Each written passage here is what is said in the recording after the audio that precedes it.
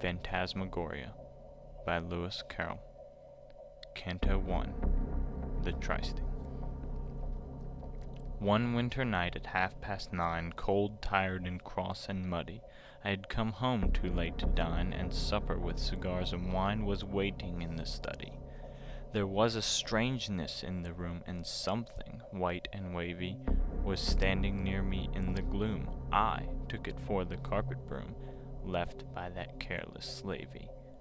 But presently the thing began to shiver and to sneeze, on which I said, "Come, come, my man, that a most inconsiderate plan, less noise there, if you please." "I've caught a cold," the thing replies, "out there upon the landing." I turned to look in some surprise, and there before my very eyes a little ghost was standing. He trembled when he caught my eye, and got behind a chair. "How came you here?" I said, "and why? I never saw a thing so shy. Come out, don't shiver there." He said, "I'll gladly tell you how, and also tell you why. But," here he gave a little bow, "you're in so bad a temper now, you'd think it all a lie. And as to being in a fright, allow me to remark that ghosts have just as good a right in every way to fear the light as men fear the dark." "No plea," said I, "can well excuse such cowardice in you, for ghosts can visit when they choose, whereas we humans can't refuse to grant the interview." He said, "A flutter of alarm is not unnatural, is it? I only feared you really meant some harm. But now I see that you are calm. Let me explain my visit. Houses are classed, I beg to state, according to the number of ghosts that they accommodate. The tenant merely counts his weight with coals and other lumber. This is a one-ghost house, and you, when you arrived last summer, may have remarked a spectre who was doing all that ghosts can do to welcome the newcomer. In villas this is always done, however cheaply rented. For though of course there's less fun when there is only room for one, ghosts have to be contented. That spectre left you on the 3rd. Since then you've not been haunted, for as he never sent us word, 'twas quite by accident we heard that anyone was wanted. A spectre has first choice by right in filling up a vacancy, then phantom, goblin, elf, and sprite. If all of these fail, them they invite the nicest ghoul that they can see. The spectre said the place was low and that you kept bad wine, so as a phantom had to go, and I was first, of course, you know, I couldn't well decline." "No doubt," said I, "they settled on who was fittest to be sent, yet still to choose a brat like you to haunt a man of 42 was no great compliment." "I'm not so young, sir," he replied. "As you might think, the fact is, in caverns by the waterside and other places that I've tried, I've had a lot of practice. But I have never taken yet a strict domestic part, and in my flurry I forget the 5 good rules of etiquette we have to know by heart."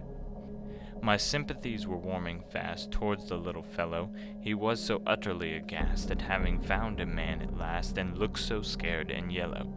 "At least," I said, "I'm glad to find a ghost is not a dumb thing.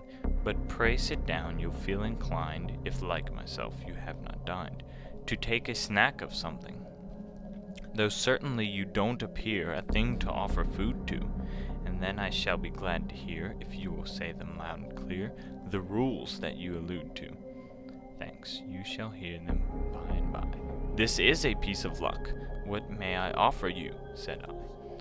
"Well, since you are so kind, I'll try a little bit of duck. 1 slice, and may I ask you for another drop of gravy?" I sat and looked at him in awe, for certainly I never saw a thing so white and wavy. And still he seemed to grow more white, more vapory, and wavier, seen in the dim and flickering light as he proceeded to recite his maxims of behavior.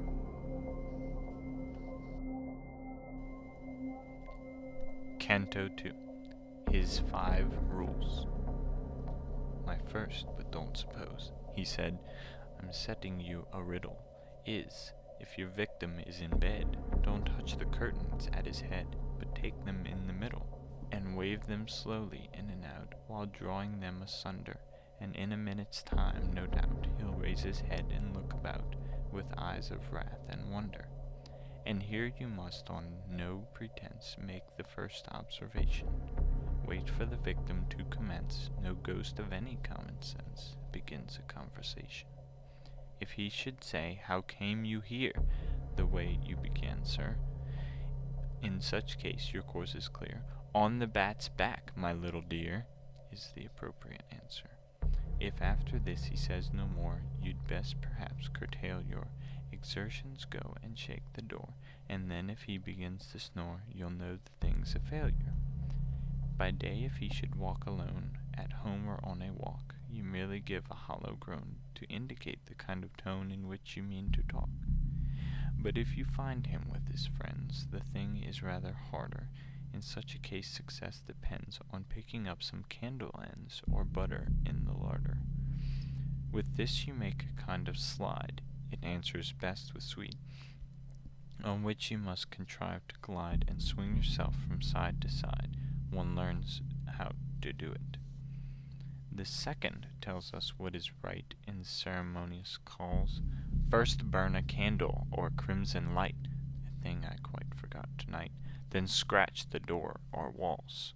I said, "You'll visit here no more if you attempt the guy. I'll have no bonfires on my floor, and as for scratching at the door, I'd like to see you try." The third was written to protect the interest of the victim, and tells us, as I recollect, to treat him with grave respect and not to contradict him. "That's plain," said I, "as tear and treat to any comprehension. I only wish some ghost I've met would not so constantly forget the maxim that you mention. Perhaps," he said, "you first transgressed the laws of hospitality. All ghosts instinctively detest the man that fails to treat his guest with proper cordiality. If you addressed a ghost as thing, or strike him with a hatchet, he is permitted by the king to drop all formal parleying, and then you're sure to catch it. The fourth prohibits trespassing where other ghosts are quartered, and those convicted of the thing, unless they're pardoned by the king, must instantly be slaughtered. That simply means be cut up small. Ghosts soon unite anew. The process scarcely hurts at all, no more than when you're what you call cut up by a review. The fifth is one you may prefer that I should quote entire. The king must be addressed as sir. This from a simple courtier is all the laws require. But should you wish to do the thing with out-and-out politeness, accost him as my goblin king, and always use in answering the phrase your royal whiteness. I'm getting rather hoarse, I fear, after so much reciting, so if you don't object, my dear, we'll try a glass of bitter beer. I think it looks inviting. Canto 3, Scaramouches. "And did you really walk," said I, "on such a wretched night? I've always fancied ghosts could fly, if not exactly in the sky, yet at a fairish height." "It's very well," said he, "for kings to soar above the earth, but phantoms often find that wings, like many other pleasant things, cost more than they are worth. Spectres, of course, are rich, and so can buy them from the elves, but we prefer to keep below. They're stupid company, you know, for any but themselves. For though they claim to be exempt from pride, they treat a phantom as if something quite beneath contempt, just as no turkey ever dreamt of noticing a bantam." "They seem too proud," said I, "to go to houses such as mine. Pray, how did they contrive to know so quickly that the place was low, and that I kept bad wine?" "Inspector Kobold came to you," the little ghost began. Here I broke in. "Inspector who?" "Inspecting ghosts is something new. Explain yourself, my man." "His name is Kobold," said my guest, "one of the spectral order. You'll very often see him dressed in a yellow gown, a crimson vest, and a nightcap with a border." He tried the Brocken business first. He caught a sort of chill, so came to England to be nursed, and here it took the form of thirst, which he complains of still. Port wine, he says, when rich and sound, warms his bones like nectar, and as the inns where it is found are his especial hunting ground, we call him the Inn Spectre. I bore it like a man, this agonizing witticism, and nothing could be sweeter than my temper till the ghost began some most provoking criticism. Cooks need not be indulged in waste, yet still you'd better teach them. Dishes have some sort of taste. Pray, why are all the cruets placed where nobody can reach them? That man of yours will never earn his living as a waiter. Is that queer thing supposed to burn? It's far too dismal a concern to call a moderator. The duck was tender, but the peas were very much too old. And just remember, if you please, the next time you have toasted cheese, don't let them send it cold. You'll find the bread improved, I think, by getting better flour, and have you anything to drink that looks a little less like ink and isn't quite so sour. Then peering round with curious eyes, he muttered, "Goodness gracious," and so went on to criticize, "Your room's an inconvenient size, it's neither snug nor spacious. That narrow window, I expect, serves but to let the dusk in." "But please," said I, "to recollect 'twas fashioned by an architect who's pinned his faith on Ruskin." "I don't care who he was, sir, or on whom he pinned his faith. Constructed by whatever law, so poor a job I never saw, as I'm a living wraith." "What a remarkable cigar! How much are they a dozen?" I growled. "No matter what they are, you're getting as familiar as if you were my cousin." "Now that's a thing I will not stand, and so I tell you flat." "Aha," said he, "we're getting grand." Taking a bottle in his hand, "I'll soon arrange for that." And here he took careful aim and gaily cried, "Here goes!" I tried to dodge it as it came, but somehow caught it all the same, exactly on my nose, and I remember nothing more than I can clearly fix, till I was sitting on the floor repeating, 2 and 5 are 4, but 5 and 2 are 6. What really passed I never learned nor guessed. I only know that when at last my sense returned, the lamp neglected dimly burned, the fire was getting low. Through driving mist I seemed to see a thing that smirked and smiled, and found that he was giving me a lesson in biography, as if I were a child. Canto 4. His Nurture. Oh, when I was a little ghost, a merry time had we, each seated on his favorite post, we chumped and chawed the buttered toast they gave us for our tea. "That story is in print," I cried. "Don't say it's not, because it's known as well as Bradshaw's Guide." The ghost uneasily replied he hardly thought it was. "It's not a nursery rhymes, and yet I almost think it is.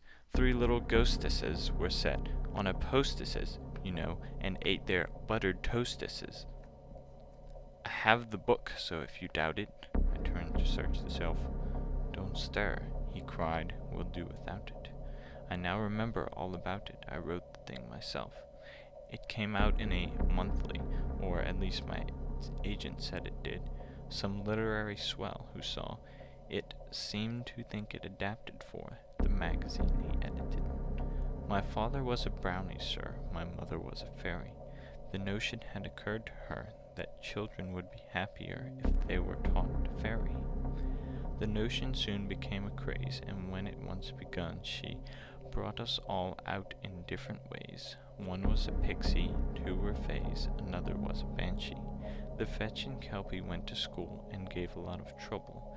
Next came a poltergeist and ghoul, and then 2 trolls, which broke the rule, a goblin and a double. If that's a snuff-box on the shelf," he added with a yawn, "I'll take a pinch." Next came an elf, and then a phantom, that's myself, and last a leprechaun. One day some spectres chanced to call, dressed in the usual white. I stood and watched them in the hall, and couldn't make them out at all. They seemed so strange a sight. I wondered what on earth they were. They looked all head and sack, but Mother told me not to stare, and then she twitched me by the hair and punched me in the back. Since then, I've often wished that I had been a spectre born, but what's the use? He heaved a sigh. They are ghost nobility, and on us they look with scorn. My phantom life was soon begun when I was barely 6. I went out with an older one, and just at first I thought it was fun and learned a lot of tricks. I've haunted dungeons, castles, towers, wherever I was sent. I've often sat and howled for hours, drenched to the skin with driving showers upon a battlement. It's quite old-fashioned now to groan when you speak. This is the newest thing in tone, and here, it chilled me to the bone. He gave an awful squeak. Perhaps, he added, to your ear, that sounds an easy thing. Try it yourself, my little dear. It took me something like a year with constant practicing. And when you've learned to squeak, my man, and caught the double sob, you're pretty much where you began. Just try and gibber if you can. That's something like a job. I've tried it and can only say I'm sure you couldn't do it, even if you practiced night and day, unless you have a turn that way and natural ingenuity. Shakespeare, I think it is, who treats of ghosts in days of old, who gibbered in the Roman streets, dressed, if you recollect, in sheets. They must have found it cold. I've often spent £10 on stuff in dressing as a double, but though it answers as a puff, it never has effect enough to make it worth the trouble. Long bills soon quench the little thirst I had for being funny. The setting up is always worse. Such heaps of things you want at first, one must be made of money. For instance, take a haunted tower with skull, crossbones, and sheet, blue lights to burn, say, 2 an hour, condensing lens of extra power, and set of chains complete. What with the things you have to hire, the fitting on the robe, and testing all the colored fire, the outfit of itself would tire the patience of a Job. And then they're so fastidious, the haunted house committee. I've often known them to make a fuss because a ghost was French or Russ, or even from the city. Some dialects are objected to for one the Irish brogue is, and then for all you have to do, £1 a week they offer you, and find yourself in bogies. Canto 5, Bickerment. Don't they consult the victims, though? I said. They should by rights give them a chance, because you know the taste of people differs so, especially in sprites. The phantom shook his head and smiled. Consult them? Not a bit. 'Twould be a job to drive one wild, to satisfy one single child. There'd be no end to it. Of course you can't leave children free, said I, to pick and choose, but in the case of men like me, I think mine host might be fairly allowed to state his views. He said, it really wouldn't pay, folk are so full of fancies. We visit for a single day, and whether then we go or stay depends on the circumstances. And though we don't consult mine host before the thing's arranged, still if he often quits his post, or is not a well-mannered ghost, then you can have him changed. But if the host's a man like you, I mean a man of sense, and if the house is not too new, why, what has that, said I, to do with a ghost's convenience? A new house does not suit, you know. It's such a job to trim it. But after 20 years or so, the wainscotings begin to go, so 20 is the limit. To trim was not a phrase I could remember having heard. Perhaps, I said, you'll be so good as to tell me what is understood exactly by that word. It means the loosening all the doors, the ghost replied and laughed. It means the drilling by scores in all the skirting boards and floors to make a thorough draught. You'll sometimes find that 1 or 2 are all you really need to let the wind come listening through, but here there'll be a lot to do. I faintly gasped. Indeed!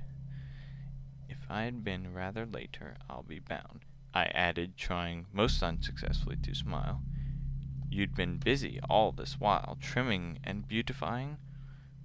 Why no, said he. Perhaps I should have stayed another minute, but still no ghost that's any good without any introduction would have ventured to begin it. The proper thing, as you were late, was certainly to go, But with the roads in such a state, I got the night mayor's leave to wait for half an hour or so. "Who's the night mayor?" I cried, instead of answering my question. "Well, if you don't know that," he said, "either you never go to bed or you've a grand digestion. He goes about and sits on folk that eat too much at night. His duties are to pinch and poke and squeeze them till they nearly choke." I said, "It serves them right." "And folk who sup on things like these," he muttered, "eggs and bacon, lobster and duck and toasted cheese. If they don't get an awful squeeze, I'm very much mistaken.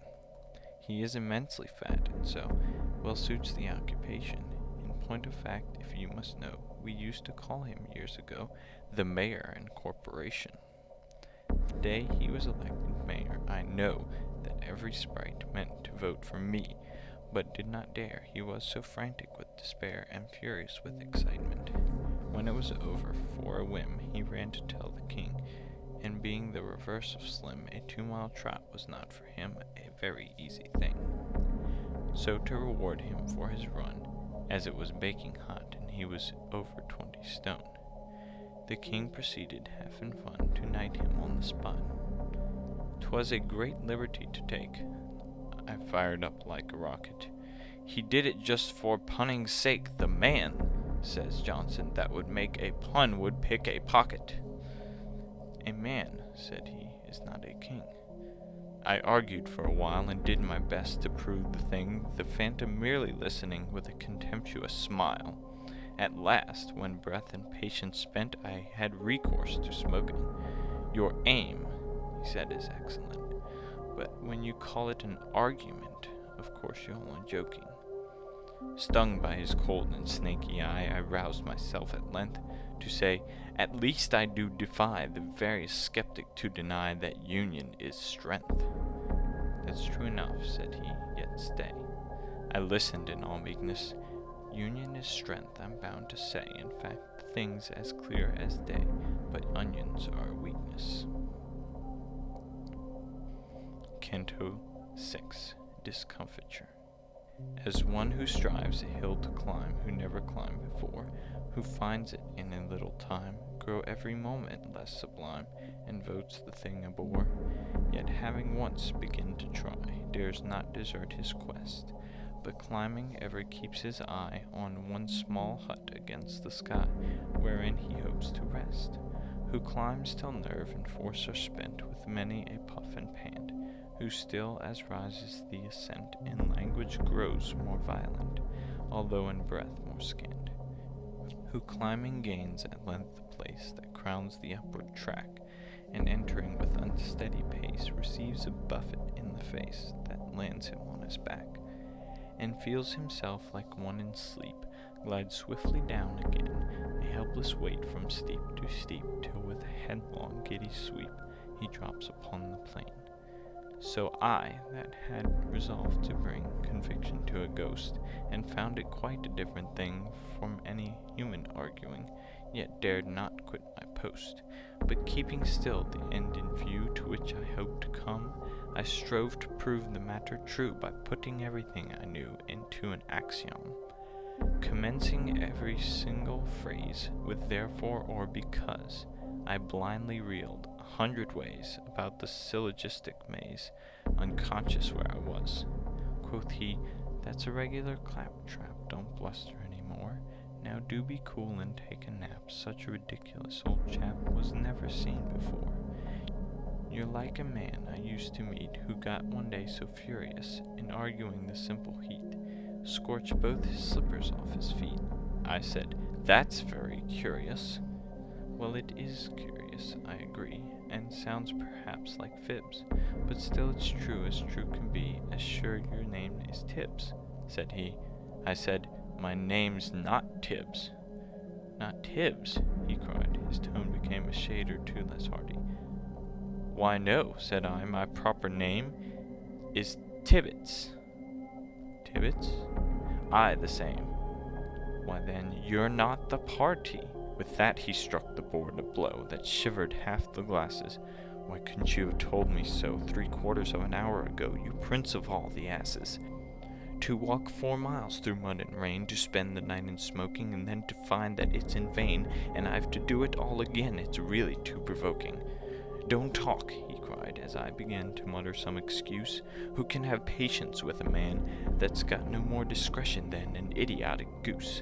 To keep me waiting here instead of telling me at once that this was not the house, he said. There, that'll do, be off to bed. Don't gape like that, you dunce.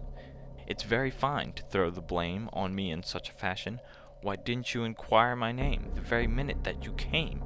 I answered in a passion. Of course it worries you a bit to come so far on foot, but how was I to blame for it?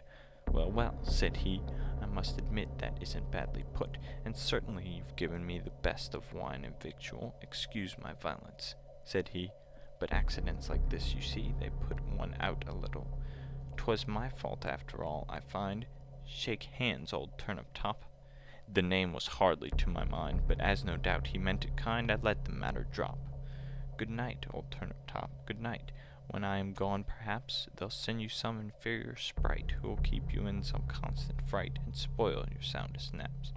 Tell him you'll stand no sort of trick, then if he leers and chuckles, you'll just be handy with a stick, mind that's pretty hard and thick, and rap him on the knuckles. Then carelessly remark, Old coon, perhaps you're not aware that if you don't behave you'll soon be chuckling to another tune, so you'd best take care. That's the right way to cure a sprite of such like goings-on. But gracious me, it's getting light. Good night, old turnip-top, good night. A nod, and he was gone. Canto 7, Sad Souvenaunce. What's this? I pondered. Have I slept, or can I have been drinking? But soon a gentler feeling crept upon me, and I sat and wept an hour or so like winking. No need for Bones to hurry so, I sobbed. In fact, I doubt if it was worth his while to go. And who is Tibbs, I'd like to know, to make such work about? If Tibbs is anything like me, it's possible, I said, he won't be over-pleased to be dropped in upon at 3:30 after he's snug in bed, and if Bones plagues him anyhow, squeaking and all the rest of it, and he was doing here just now, I prophesy there'll be a row, and Tibbs will have the best of it. Then, as my tears could never bring the friendly phantom back, it seemed to me the proper thing to mix another glass and sing the following coronach. And art thou gone, beloved ghost, best of familiars? Nay then, farewell, my duckling roast, farewell, farewell, my tea and toast, my meerschaum and cigars. The hues of life are dull and grey, the sweets of life insipid, when thou, my charmer, art away, old brick, or rather let me say, old parallelepiped. Instead of singing verse the third, I ceased abruptly rather, but after such a splendid word, I felt that if it would be absurd to try it any farther.